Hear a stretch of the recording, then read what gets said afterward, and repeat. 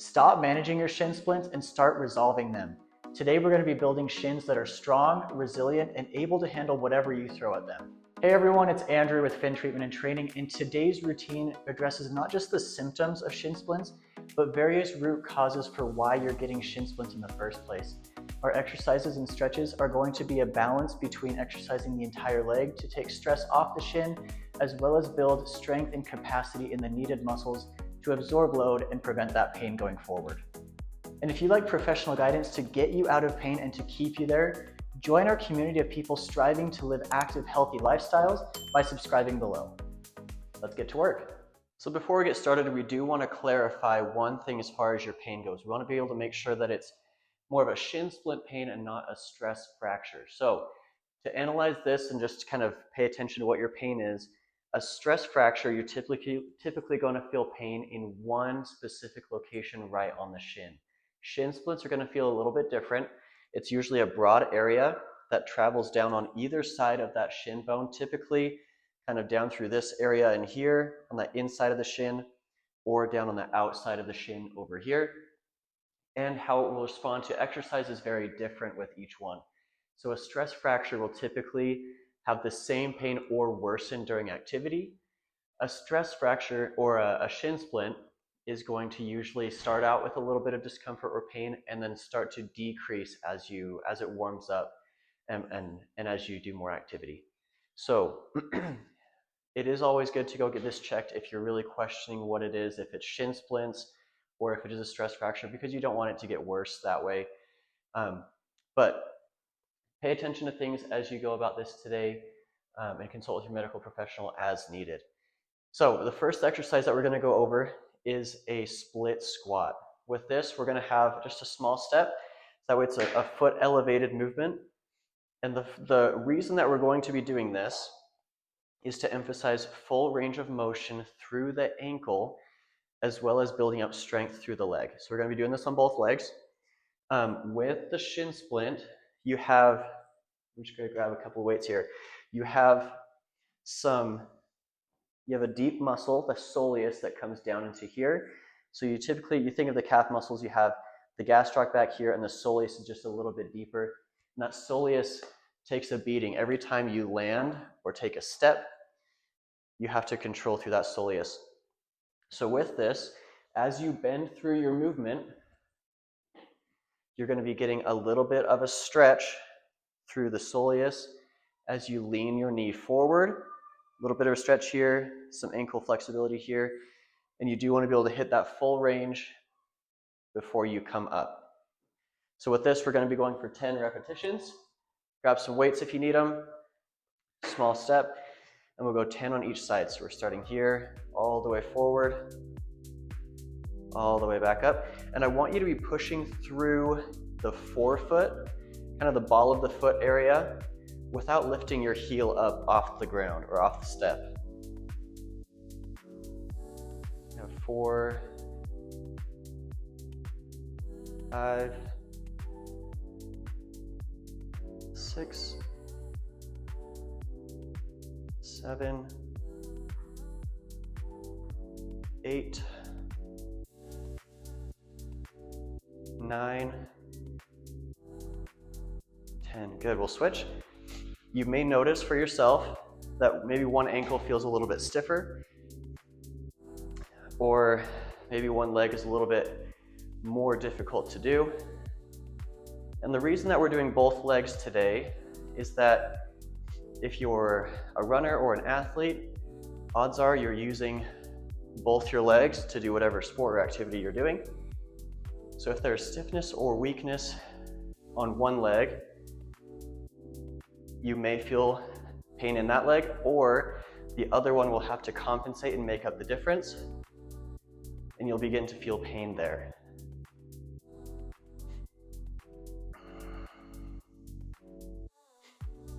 We've got 2 more. Make sure we go at the full range.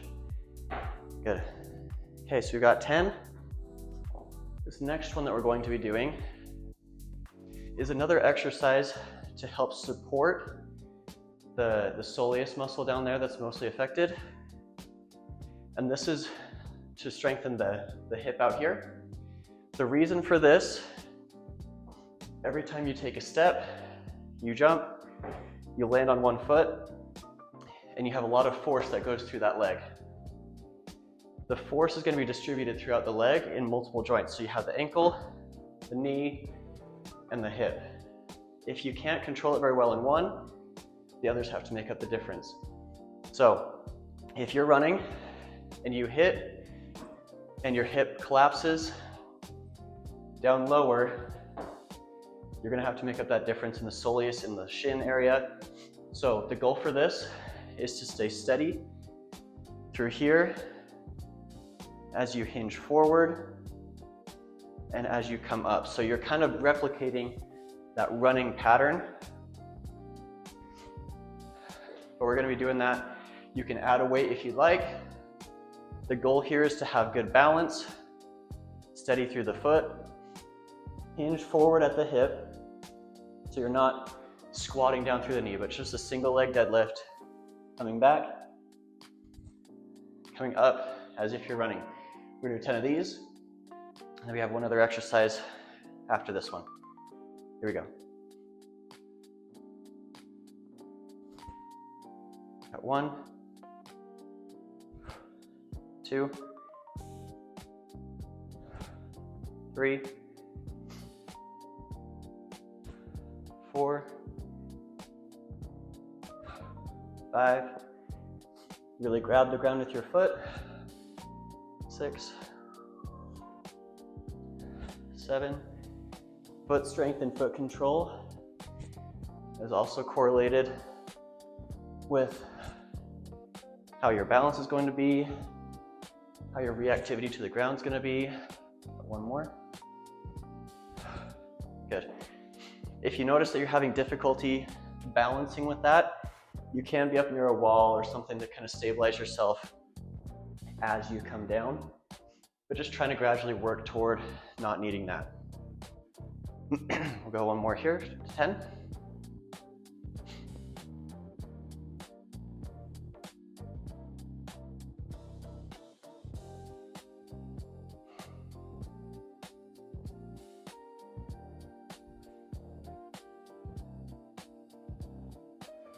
Four, 5, woo. 6, 7, 8, 9, 10. Good. Okay, so our third exercise is going to be more loading that soleus. So you're going to come to your step. You can be next to a wall, something to kind of stabilize yourself if you need to, but you're going to have one foot. You can have a small bend in your knee if you'd like, because that's going to replicate more of that running pattern. When you run, you're not landing with a completely straight locked leg, but you can have a little bit of that little knee bend here.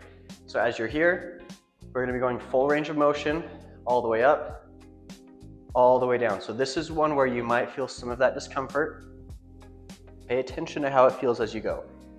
So if initially you feel some of that stress, see if it starts to decrease with repetition here. We want it to be tolerable as you go. So a little bit of discomfort's okay. Make sure you go through a full range of motion again here. So you're coming all the way down, feel a little bit of a stretch. Push yourself back up.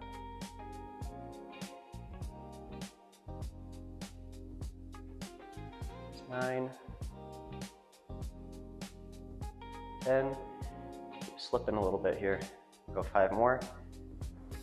1, 3 more. 2 more. And 1 more. Good, and switch. Full range, little stretch, and all the way up. Just 2, 3, 4, 5, 6, 7, 8, 9,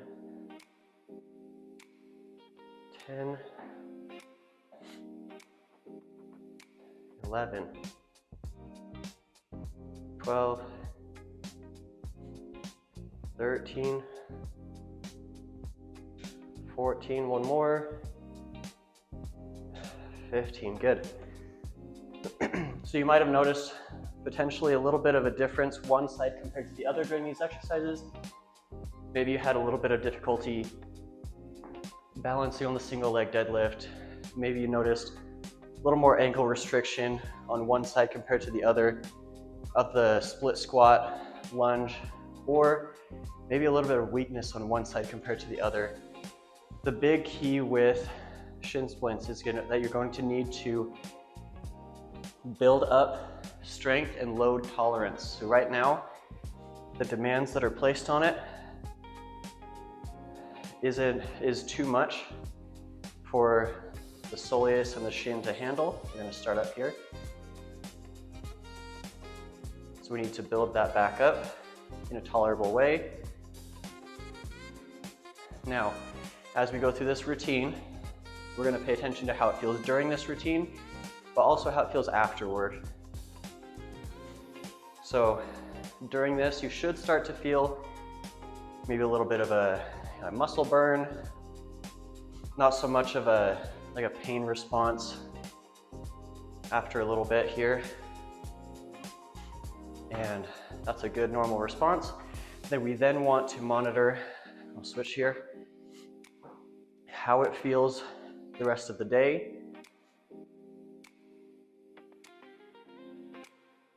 If the pain is elevated after this, then we may want to back up just a little bit, maybe just work on that mobility a little bit more, maybe work on the balance a little bit more, maybe decrease the weight just slightly.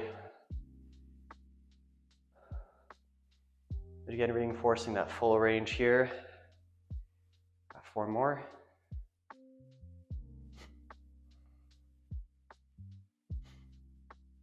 2 more. And 1 more. Good, we'll set this off to the side. We'll go back into that single leg deadlift.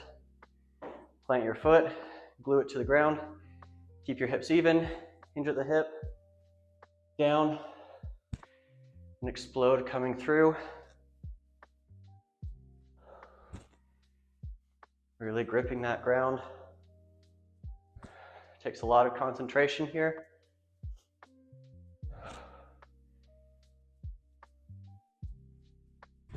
Five, we're halfway there. 6, 7, 8, 9, 10, good. Whew. My foot started cramping a little bit toward the end there. Okay, here we go, left foot.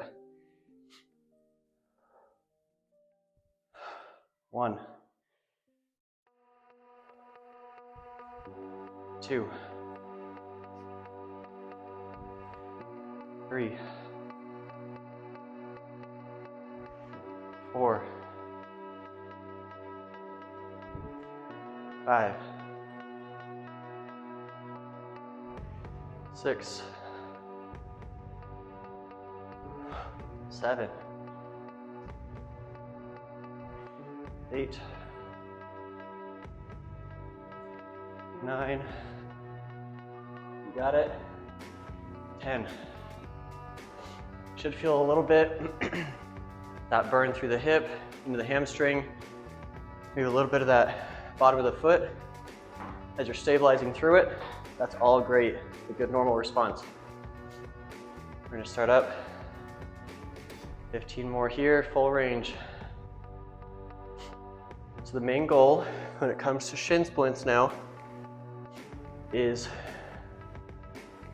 matching your strength and mobility and control to the demands that are placed on it.